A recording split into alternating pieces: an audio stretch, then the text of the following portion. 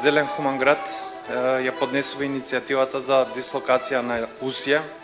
Отварам претрес, ве молам кој ба разбор. Цементарница, само како процес, значи зборам индустријски, загадува. Сакам да ви кажам дека јас лично ќе ја поддржам оваа иницијатива. Со таков документ може градоначалникот да појде во влада и да се ги бара од влада да му се реши проблемот. Давам пауза од 15 минути, молам координација во салата. Се задолжува градоначалникот на градот Скопје да се обрати до владата за да го разгледа начинот за започнување на постапка за дислокација на Усија и сите големи индустријски загадувачи на соодветни места надвор од Скопската котлина согласно Законот за животна средина и Просторниот план на Република Македонија. Овие заклучоци ги ставам на гласање. Ве молам кој е за? Дали има некој против? Дали има некој воздржан?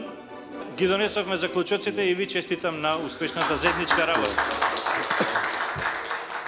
Се стиши аплаузот, се стишија и протестите за дислокација, а ние тргнавме во проверка што точно се презеде во овие 20 дена по иницијативата на Советот на град Скопје за дислокација на цементарница Усија и другите големи загадувачи. Премиерот Христијан Мицкоски прво тргна одлучно. Што се несува до дислокација и тоа не е никаков проблем што се несува до владата.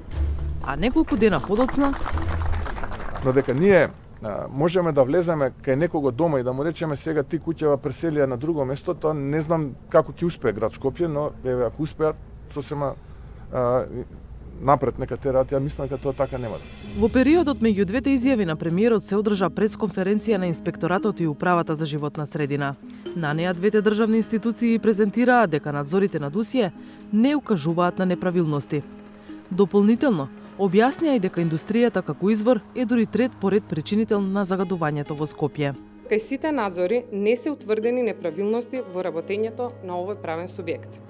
Дали одлуката на градот е воопшто пратена во владата и што е преземено по неа, 360 степени праша во Советот на град Скопје, кабинетот на градоначалникот, како и во владата. Конкретен одговор не добивме од никого.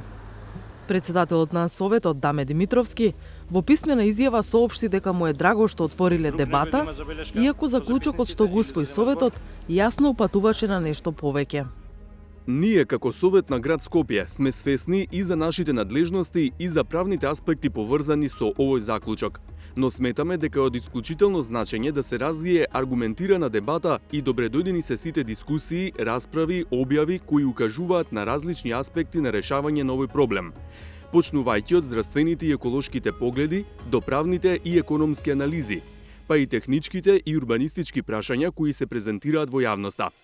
На сите им е јасно дека оваа борба не е лесна, ниту кратка. Никој не смее да ги лаже граѓаните дека постои волшебно стапче, една одлука, една мерка, еден заклучок, филтер или што и да е, кој веднаш ќе го реши загадувањето.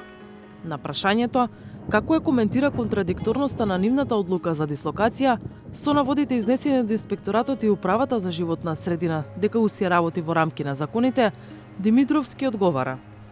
Советот на град Скопје има за право да дискутира на различни теми кои ги засегаат скопјани. Советниците ги представуваат ставовите на скопјани и зборуваат за Скопје какво што го сакаме и како да стигнеме до него. Препознаваме дека довербата во некои процеси кои се одвивале 30 на години не е на невисоко ниво и побаравме од нашите соседи индустријските капацитети да применат европски практики во работата, но и во мерењата и во јавноста на резултатите. Довербата е добра, но контролата е подобра.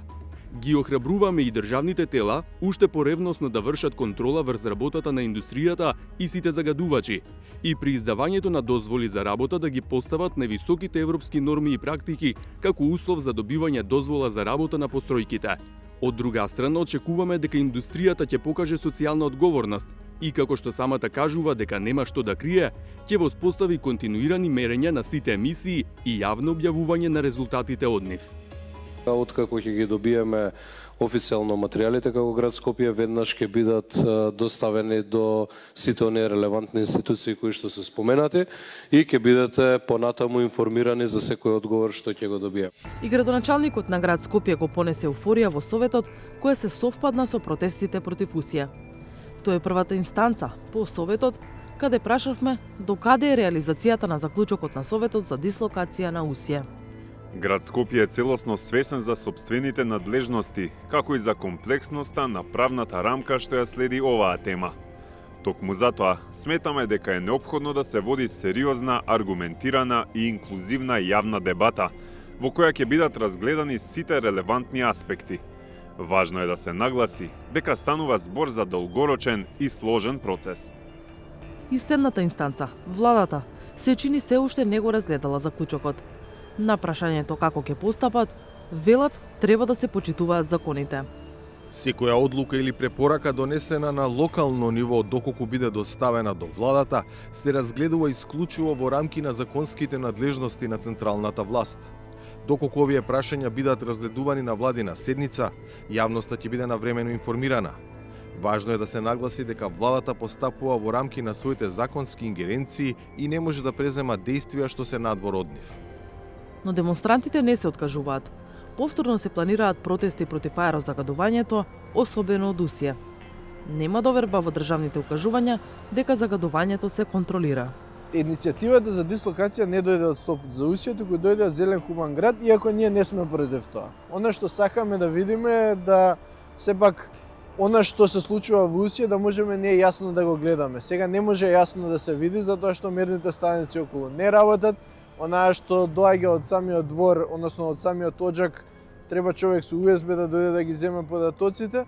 Ние бараме едноставно да се функционира како што треба да се функционира, да се има јасно колку се загадува, колку не се загадува. Транспарентност. Транспарентност, апсолутно. Директорката на Државниот инспекторат за животна средина, Ивана Гиновска, вели дека измината година направиле 4 вонредни и 2 редовни надзори во Усија, што е многу повеќе од она што законот им го налага. Вонредно влегували и ноќе, од исомнежите во јавноста се дека тогаш повеќе се загадува, а биле поканети инспектори од град Скопје и општина Кисела Вода. Ниту една контрола не покажала дека Усија ги надминува референтните вредности кои им ги задала управата за животна средина. Инспекторите не прават мерења, но може во присуство на инспектор, на барање на инспекторот, да се повика акредитирана лабораторија за да ги измери емисиите од оџаците од производствениот погон на циментарница Титан Усија, иако тие има 24/7 континуиран мониторинг.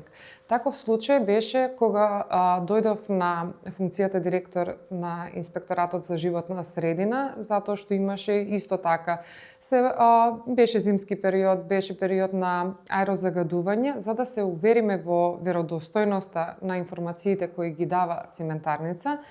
Ние заедно со управата за животна средина, со пишувачите на дозволата, затоа што пишувачите на дозволата се од управата за животна средина и наш инспектор направивме мерења кои покажа исто дека резултатите кои излегуваат, емисиите кои излегуваат од пеќките 3 и 4 се совпаѓаат со листингот кој го доставува циментарница Усија. Можно ли е таа вонредна акција со вонредно мерење да била пробиена? Не е можно да биде пробиена. Еве, последната која беше на 18-11 во вечерните часови од 22 часот, никој не знаеше каде треба да одат. И двата инспектори, и државниот инспектор, и инспекторот од град Скопје нема сознанија каде ќе одат, добија наредба во 22 часот кога тргнанат. Надзорот значи контрола на мониторингот што самата фирма го воспоставила со акредитирана лабораторија. Оти така им е пропишано во интегрираната еколошка дозвола за работа. Сепак, Гиновска не е против да има и дополнителен надзор. Јас ги следев барањата на активистите кои се упатени и до владата, до министерството и до нас инспекторатот. Јас од моја страна се сложувам со тоа, значи да биде јавен мониторингот кој го има Усија, да може да го гледат и граѓаните, со тоа што би се намалил притисокот и недовербата врз нас како инспекторат и врз инспекторите кои одат на терен. Амбиенталниот воздух се следи преку државните мерни станици, а компанијата Усија на веб страницата прикажува неделни и месечни извештаи од мерењата. Последниот е од првата недела од јануари годинава, кој не покажува надминување на дневните вредности. Во последниот извештај пишува и дека поради технолошки причини печките или работат деноноќно или се исклучени. Едната печка наведено е дека не работи уште од 21 декември. поради поголемата сезонска побарувачка на цемент, производството им е поголемо во летните месеци отколку зиме. Принципот на работа не е познат за секој граѓанин, а видлив е само чадот. Па затоа прашавме што во моментов се гори во Устје. Титан Усие во изминатите 6 години има инвестирано 36 милиони евра, од кои 4,5 милиони евра за подобрување на животната средина. Фабриката има инсталирано високоефикасен комплексен систем на современи филтри и секогаш кога работат производните линии, задолжително работат и филтрите. Во насока на поголема декарбонизација, покрај обновливи извори, компанијата користи алтернативни горива од домашно потекло, како ризови лушпи, лушпи од кафе, текстил, хартија, картон и композитни материјали. Алтернативни горива, добиени од фракции од отпад од увоз, не се користат во компанијата, бидејќи увозот е забранет. Иако прашавме, компанијата не ги прокоментира можностите за дислокација. Пролетва им истекува интегрираната дозвола. Се што се гори во Усје е законски дозволено согласно дозволата која е издадена 2020 година.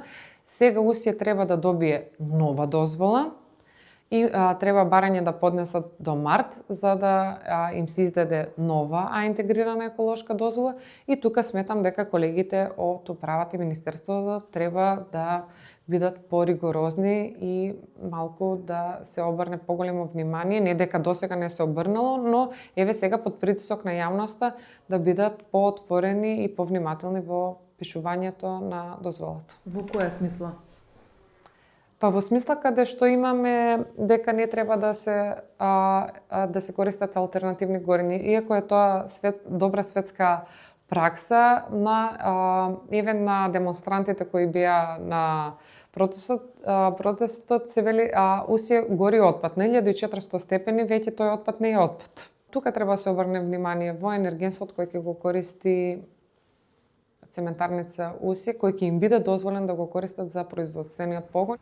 Иако релевантните институции уверуваат, недовербата во системот останува. Имаме огромен сомнеж која се повикуваат на студии, која се повикуваат на одредени инспекцијски надзори што ги прават во самата фабрика, за тоа што врз база на минатото што сме го виделе, се работи за нешто што е подплатено или како да се изразаме, остану се работи за нешто што не е релевантно, односно не е нешто што можеме да веруваме. Оно што можеме да веруваме, ако навистина има сензори околу самата фабрика, ако има сензори во самиот оџак, кај што може 24/7 да се следат тие работи или некој што е од надвор што може да ги направи исте тие инспекции. Јас ги повикувам сите кои имаат такви сознанија за корумпираност да ги пријават до надлежните органи, еве и до мене како директора кои имаат сознанија за инспекторите кои работат тука, инаку воспротивно не би дозволила да се нарушува угледот на инспекторатот кој наредната година ќе има 30 годишен јубилеј и во него навистина работат професионални и честни луѓе. Значи, како што ни одговорија повеќето институции, дебатата е отворена, но ништо конкретно не е направено ако воопшто има основа, па и законска, да се дислоцира тешката индустрија надвор од Скопје.